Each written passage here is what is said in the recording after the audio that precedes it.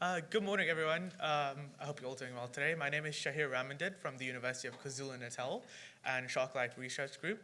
Today, I'm going to take you through a little monitoring plan we have going on with ragged-toothed sharks in Sodwana Bay, specifically how we can use acoustic indices as potential biodiversity assessment tools. So to get you started on a little bit of background about the study site itself, the Isimangaliso Wetland Park MPA, it is a UNESCO World Heritage Site and the southernmost tropical reef system in Africa. We have about 1,200 marine species that inhabit it, with a lot of them being either endemic to the region or the Isimangaliso Wetland Park itself. These waters also serve as an important gestation ground for critically data-deficient elasmobrang species. So a little bit more about the biodiversity within the park. Some things to note is we have a lot of what's going on around the world, such as our cetaceans, whales and dolphins, our elasmobranchs, sharks and rays. Telias, some to note are the coelacanths and the Zulu wrasse, which is endemic to northern KZN waters. And all of the waters in the Isimangaliso Wetland Park are unexplored when it comes to their soundscape. So the star of the show for our monitoring plan is the ragged-toothed shark, or Cacarius taurus. We tend to focus on its critical habitat, specifically its aggregation sites when it comes to this monitoring plan. So because these sharks give birth to live young, they come up to the warmer waters in the Isimangaliso Park and gestate, so their pups grow up a little bit inside of them before they swim back down to colder waters to give birth to their young. So this leads into the integration with broader conservation goals, specifically with their population dynamics, because when it comes to the species of sharks, the population we have in South Africa is one of the last healthy populations of them. All of this data, specifically in this monitoring plan, is going to be annually reported and recorded and given to government organizations and the authority within the park to better conserve these animals in the future. So the aims for this acoustic monitoring plan is to monitor the soundscapes that these ragged-toothed sharks aggregate, to track significant changes over time, as well as characterize the soundscapes within the study sites. We're also going to create sound budgets focusing on biophony, geophony, and anthropophony, and test the effectiveness of acoustic indices alongside traditional monitoring methods of these sharks that already exist. So what acoustic signatures do we expect to find when we're talking about sharks? As much as they don't vocalize like your cetaceans, your dolphins and whales, they do produce noises. Three to note are tail whips, jaw snapping, and gulping, which have all been observed by freedivers and scuba divers while in dives with these sharks, but have not been monitored acoustically when it comes to the environments that they inhabit. We also expect to see a decrease in the occupancy of prey species in occupied frequency bands. So what are the benefits of PAM in the Isimangaliso Wetland Park? Firstly, it is non-invasive, which is extremely important in a UNESCO World Heritage Site because the main goal is to keep it in its most natural state. It allows for continuous monitoring, so the establishment of long-term data sets, which we hope to gain from this type of data collection. And it's a form of broad species identification. So we're not only going to be able to monitor the sharks in the area, but also your vocalizing fish species as well as your marine mammals. And lastly, it can be used to assess human impact in the marine ecosystems that we're able to record.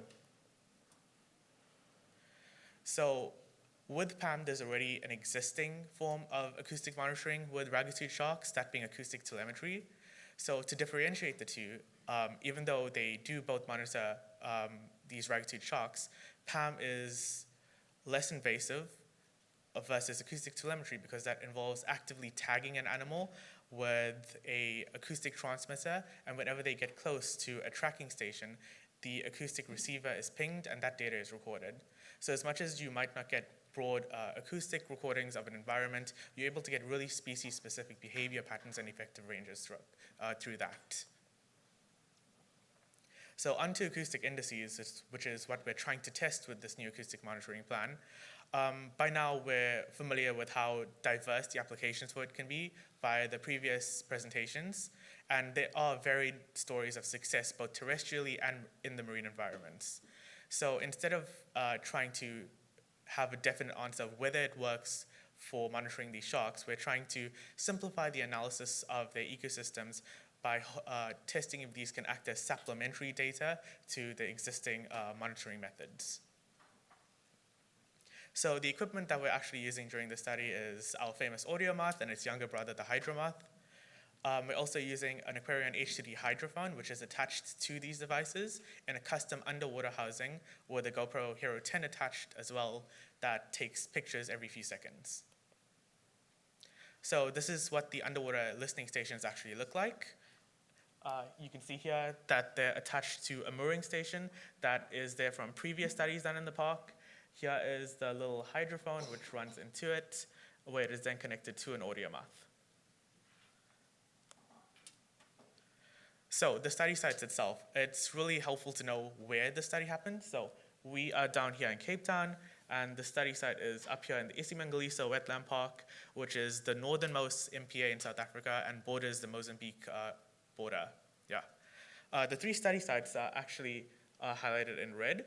So that is our first and second within the STRZ, which is the diving restricted zone. So that's where you'd go to have fun, dive with, the fish and the reefs.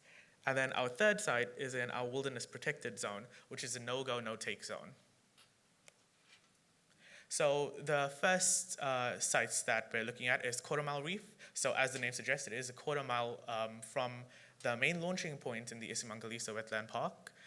Due to that, it is the most anthropogenically disturbed area. However, it is a very significant aggregation site for these ragged-toothed sharks, to the point where at certain months of the year, when they do make their way up here, it is closed off to the public completely.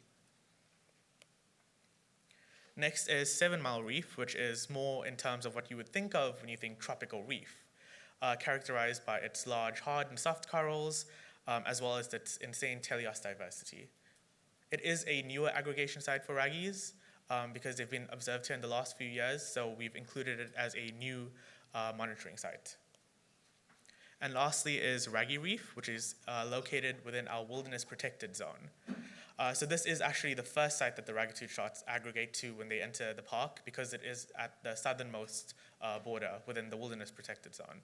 We do also use this as a kind of control site because there's little to no human interaction here, or there at least shouldn't be. We'll find out more of that as we keep analyzing our acoustic recordings in the area. This site also shows the greatest diversity and abundance of elasmobranchs and cetaceans during their respective seasons. Right now we're in whale season, so we do get a lot of whale songs, we do get some dolphin vocalizations, and in November, December time, we're expected to get the raggies in full force. So when it comes to the methodology of the monitoring plan, all deployment of equipment is done freediving. The recording schedule is the first 15 minutes of every hour, 24 hours a day. So there's already 100 plus hours of data to analyze, which is a lot, but it's also good when it comes to conservation management.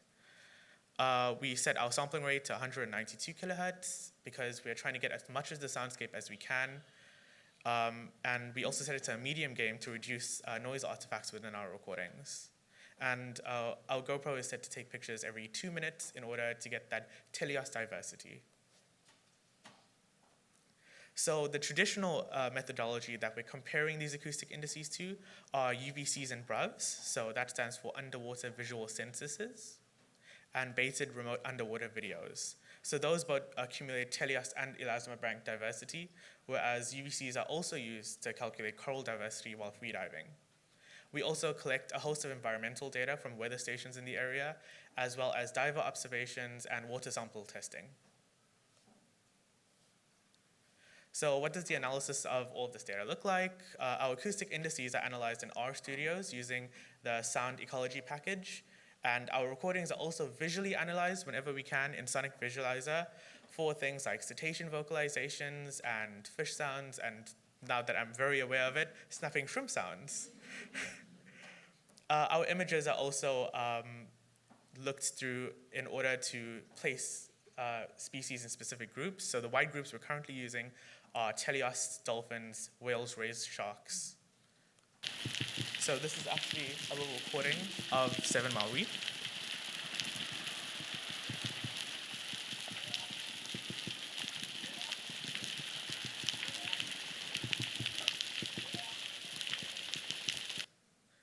thought that would be louder, but just in case, the same recording is present on the background of the slide.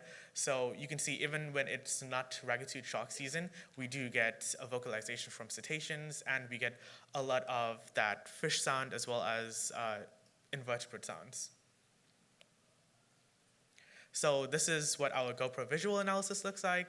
Up on the left is a little wrasse called Diana's hugfish, which is in a lot of our GoPro analysis. We found out that whenever it sees its reflection in the underwater housing, it thinks it's an enemy, so it spends like an hour just fighting itself.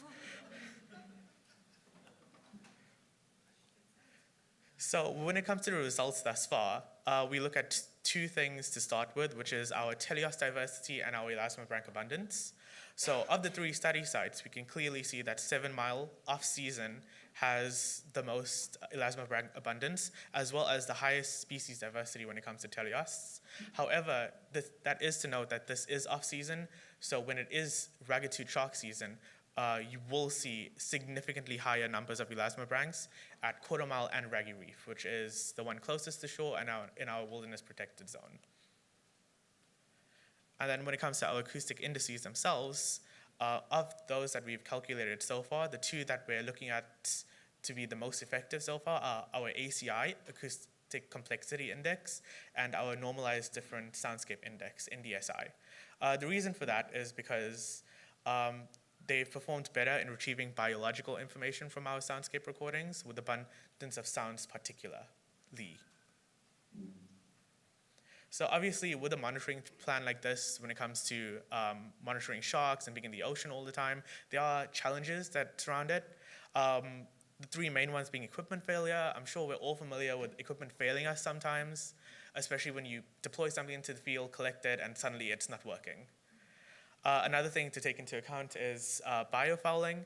So because our equipment is found near deep canyons, we do get a lot of nutrients washing into the reef, which causes biofouling significantly fast. So the maximum amount of time we can keep these recorders in the field without losing either visual or acoustic data is 2 weeks before biofouling becomes really, really hectic.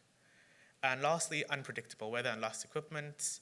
Unpredictable weather makes it difficult to fetch, retrieve, and change the equipment, but it also means that sometimes equipment gets lost because of high surges and just the unpredictable water that's in South African waters. It's not really flat most of the time.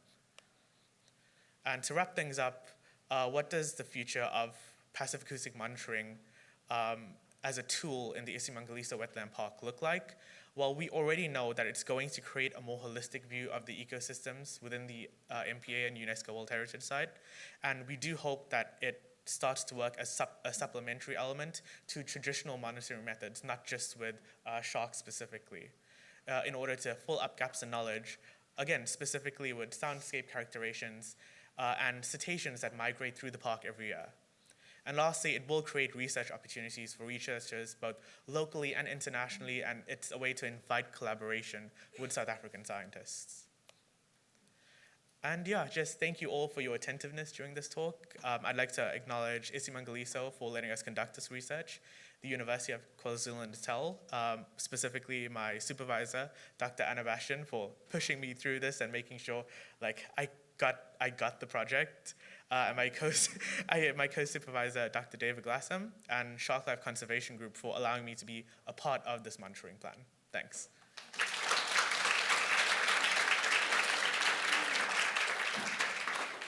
Thank you so much for your amazing talk, Shahir. We have time for one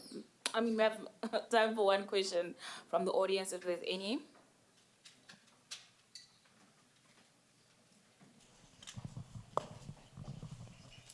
Hi, thanks. That was a really interesting talk and looks like a really fun place to work. I was just wondering if you could just expand upon how you calculate the acoustic complexity index and the soundscape index, those 2 metrics, and what those mean, yeah. So specifically the 2 that I highlighted during? Yes. Cool. Maybe I should go back to that slide. No, I can't. Okay. So specifically when we chose those indices based on what we wanted out of the soundscape. So the NDSI, for example, tells us whether the soundscape is more characterized by anthropogenic noise versus biological noises. So that's something we really wanted to test, specifically in the wilderness protected zone, because we and the management authorities should be the only boats going through there and staying in the area. When it comes to the calculation of those indices, some research was done previously using R packages. The only reason we haven't switched over to like Kaleidoscope, because it's much easier to calculate on Kaleidoscope, is because we had already cemented R as our way to calculate it, and it makes it more accessible to future researchers who start on this project, because again, R is a subscription-based calculative software. So not everyone in South Africa might have access to it if they want to start analyzing this acoustic data. Thank you once again.